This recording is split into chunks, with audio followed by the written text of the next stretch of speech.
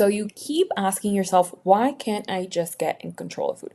Why do I tell myself I'm going to eat well, I'm not going to binge, I'm not going to emotionally eat, I'm not going to use food to cope, and you still end up doing it? I know you probably think I need more discipline, there's something wrong with me. I just need more willpower, right? I need more rules, but the thing is that those things that you think are the solution, the discipline and the rules, are probably what's keeping you stuck in this binge cycle. So that's what we're going to talk about today. We're going to talk about why these habits that you're trying to make stick won't stick and you continue to use food to cope with your emotions. All right. I'm Danny. I'm an eating disorder therapist and a body image and binge eating coach, and I focus on helping you get more in control around food and feel happy and confident in your body right now. So you've saved all the posts, you know all the tips, you've saved all the lists, you've read everything that you've tried to read about binge eating, emotional eating, and finally feeling in control around food, but nothing actually sticks. And this is why I'm doing this video today, because all of my clients tell me this. They're like, I know what you do, but I just don't do it. And what I have to say with this is, it's very layered. It's not so simple. It's not so black and white. And we're going to talk about some of the few layers that it could be that's leading you to be stuck in the binge cycle and not be able to feel in control around food. First, I also want to talk about the myth of willpower, the myth of discipline. I need to be more disciplined. I need to have more rules. I need to be more rigid. When it comes to discipline, it's not that I don't believe in discipline. I think people try to apply it when it's too late and at the wrong times. And then they blame themselves for not having enough discipline instead of focusing on the actual layers and applying them when it actually matters. A lot of times my clients say, I know what to do. I know that I'm turning to food to emotionally eat and binge because I'm stressed and I'm lonely and I'm bored. It's just that I continue to use food and I don't have enough discipline to actually get through that urge and not use food in that moment. And the issue is that that moment, discipline will do absolutely nothing. That's what I call like white knuckling. When you white knuckle it because you're like, I really, really don't want to use food right now. So maybe you white knuckle it a few times, like once, twice, right? But then you continue to end up binge eating or emotional eating maybe a little bit later after that day or a few days after that. And the reason is because the point isn't for you to white knuckle through urges. The point is for you to not get urges at all.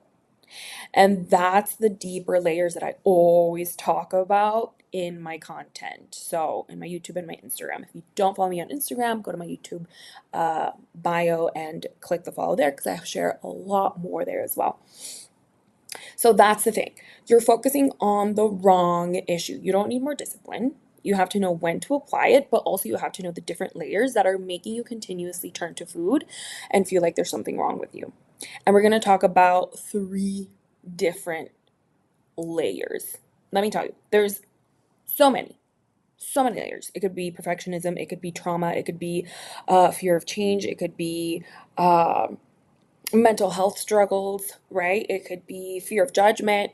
So there's so many things that can come up. It could be mindset that can come up when it comes to barriers that are keeping you binge eating. But what we're going to talk about are 3 main struggles that could be leading you to know what to do and know exactly what you should be doing, but not be able to actually do it and access the skills that you need to access. Okay? So let's get started. Right, so the first one that you want to focus on, my dog is here. I just don't want her to be alone. Hopefully she won't make noise. But the first thing that I want you to notice is your emotional attachment to this behavior. So what I usually say is binging has been able to support you in your times of need. And that's something that's important, right? So you want to be able to acknowledge how much binging has been able to give you. I know it's been able to take away a lot of things as well, But if the more that you acknowledge the emotional attachment that you have to this behavior that you so want to let go of, the easier it'll be for you to have this awareness and actually let go of it instead of continuing for this to be a barrier for you. So if you can honor that and use that awareness and say, you know what, binging has really given me a lot in my life and I want to get rid of it, but I'm gonna have to actually acknowledge the emotions that come up when I think of letting go of it, which a lot can come up, right? If I come up to you, which I don't usually do this, but if I come up to you and I say, I'm gonna take this huge, important tool that you have relied on for years and I'm going to take it away. You're going to be like, okay, nice, great, finally. But then there's going to be part of you that's going to be like, wait, but what do I use now? What am I going to do now? Right? How do I cope now? What am I going to be left with? Right? Because if you've turned to food to cope with your emotions, right? Binge eating, emotional eating, overeating, it's going to be foreign and hard for you to actually sit with your emotions and feel your emotions, right? So you want to pay attention at how that comes up for you specifically because it could be very different for everyone. So that's number one. The emotional attachment that you have to binging and emotional eating could lead you to self-sabotage later on. The second one is that this behavior is meeting a deeper need for you. So what does that mean? It could be your way to control things. It could be your way of numbing yourself when you feel stressed and overwhelmed, or when you are sitting with the unknowns of life, which can be very overwhelming. It could be your way to belong. It could be your way to protect yourself, right? If we put, I've had some clients that are actually scared of losing weight, but they're not really aware of that. So they're like, why can't I lose weight? Why do I keep binging? Why do I keep emotional eating? And when we actually get to do the work, they realize that because of past instances or some trauma, they're actually nervous to be in a smaller body because to them that feels unsafe and unknown, right? If your way of belonging in life and in society has been a certain way for so long, it's gonna feel weird when you think about changing that. It's gonna feel overwhelming because it could be very tied to your identity, even though it's something that you truly, truly want so badly, right? So you want to see what that deeper need is for you. And the deeper need could be simple, right? Like, I'm just bored and I want to numb my feelings. And it can be way deeper, like the example that I just gave you, or it could be control. That's another common one. But thinking about how that function, which is what I talk about in the course, thinking about binge eating and emotional eating as functions in your life. These behaviors have a specific function for you specifically. You have to find what that is. Okay. And if you don't find the function and you just force yourself to change, that's going to be really hard, right? Because if the function for you is safety or protection or control, you're going to be left with feeling unsafe and feeling out of control. And that can feel very overwhelming. So it's very common and normal to continue the behavior because you're like, I don't even know what to do now. I don't know how to sit with this unknown and with this feeling of out of control, right? So it makes sense that if this comes up for you, you continue to use the behavior because you don't know what else to do. And then the third one, change feels threatening to your nervous system. So, like I mentioned, when you take away something that's been serving you for so long, even if you want to get rid of it, it's gonna feel it's gonna feel hard. It's gonna leave you feeling uneasy, and it's gonna leave you feeling nervy, a little bit nervous, and that's okay. That's normal. But just make sure that you use this awareness when trying to get rid of this behavior. Because if you just rip away something that you've been using for so long, it's gonna be really hard to just magically turn to something new. Okay, it could be easy to white knuckle it quite a few times, but again, in the long term, which is our goal, long term behavior change, that's gonna be hard to maintain.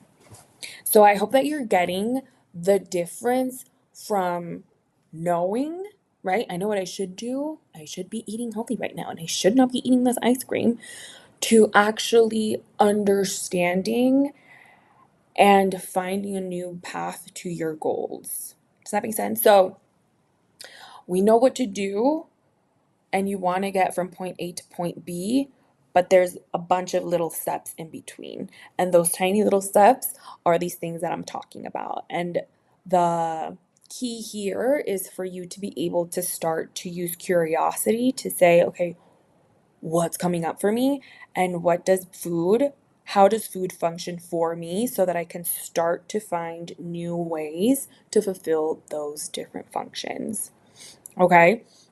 So the difference between short-term change, right? Just doing it really quickly and white knuckling through it versus long-term change, which is this becoming a habit for you, really processing through what's going on, and this just sticking with you for the rest of your life, right? So one is forcing yourself to do something that you're not ready, that you don't know what's coming up, and it feels really hard for you.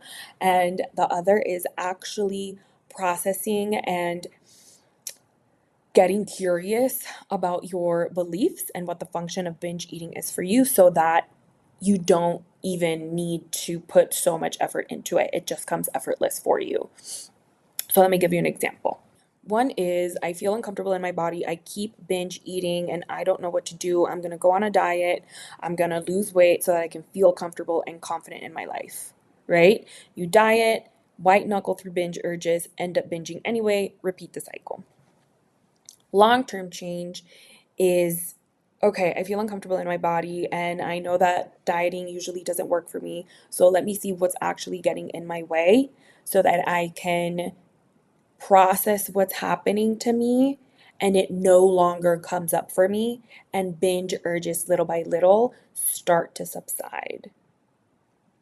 Does that make sense? See the difference? One is white knuckling and forcing yourself. The other one is understanding, getting curious, and actually resolving what's truly coming up for you. That is long-term behavior change. That is actually getting curious about why you can't do what you want to do. And then resolving it, processing it so that, it's easier for you to do it. That's why comparing yourself to others doesn't work. Like, you don't know what their barriers are. You don't know if they have any barriers. Maybe they already worked through those, or they don't have barriers in that topic with food. Maybe they have other barriers with other things in their life. But you have to really understand yourself to be able to know how to actually apply that discipline that I talked about at the beginning. Okay? All right. So let me give you a few tips. What actually helps in the end is being actually aware, okay? Which usually people call like discipline. You have to be disciplined. I call that awareness, right? You want to be aware of what's truly happening so that you know exactly what you need to do. If I'm not aware that I'm nervous, that something is changing in my life, right? Then I'm not going to know what I need in the moment. I'm not going to know I'm nervous. I'm thinking about the worst case scenario. Let me soothe myself, tell myself it's going to be fine. I'm going to distract myself, probably call my mom, cry a little bit, whatever that is. But if you just force yourself to go through these nerves, yeah, you might white knuckle it for a little bit, but in the end, if you struggle with using food to cope, you're going to end up turning to food to cope. Okay? So you want to use this awareness of what's truly coming up for you so that you know exactly what to do because you know exactly what you need. You want to identify the need behind the behavior. Like I mentioned, what do I need right now? And then you want to actually start doing the shifts, not thinking long term. I always use like an example. You're on step 2 and you're thinking of doing step 100. You're not there yet. You need to focus on step number 3.